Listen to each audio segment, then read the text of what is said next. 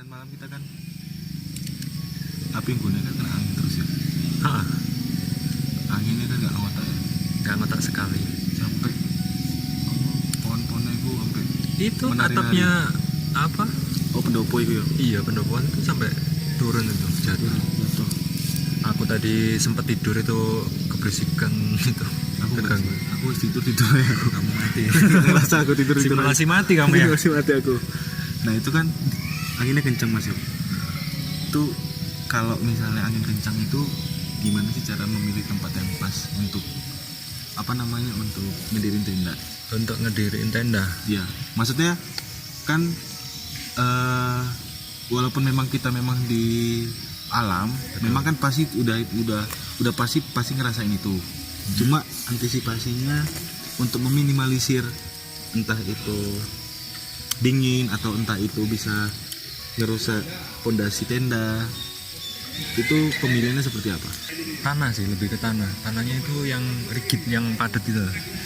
Jangan yang gembur apa-apa. Kalau memang nanti jatuhnya badai, nanti pasak bisa lepas. Pasak juga macam-macam sih. Aku saranin sih yang model-model Y-stick itu. Y-stick itu kayak modelnya bintang gitu sih. Bintang segi 3. Itu lebih mencengkram ke tanah. Kalau posisi Tempat? tenda ya, Iya, pendiriannya. pendirian tenda itu usahakan apa ya, kalau tendaku ini kan bentukannya memanjang ya. Usahakan kan kemarin kita datangnya malam ya, malam itu lebih angin itu dari gunung ke lembah. Ke lembah. Iya, betul.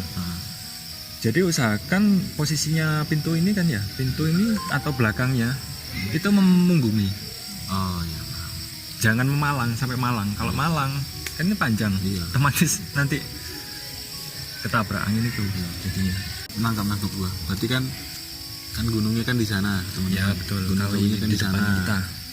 Nah, posisinya tendanya ini tuh bagian kepala tuh kaki lah ya bilangnya ya. Iya. Biar gampang itu ya. Iya. Bagian kepala atau bagian kaki itu karena di posisi memanjang, sisinya ini lebih kecil Iya. daripada sisi yang samping ini ya, sisi satunya.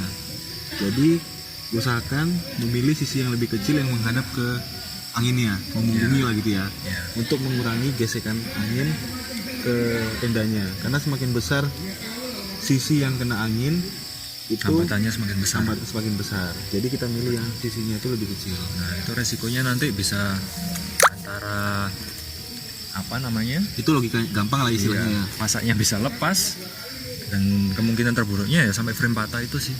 Kacau, nggak bisa tidur kalian. Betul. Nah, kalau modelan yang kayak Doom itu yang segi 4 sama ratanya itu ya. Nah itu kan sama rata tuh. Apa Itu tetap sih sama sih. Sebenarnya itu ya juga bagus sih. Usahakan sih kayak sisi pintu apalagi yang kayak ventilasinya itu jangan dihadapin ke angin sih, lebih ke kayak menjaga kondisi yang di dalam sih. Soalnya kalau ada aliran ventilasi gitu ya dingin nanti jatuhnya. Berarti ngebelakangi ya kalau gitu.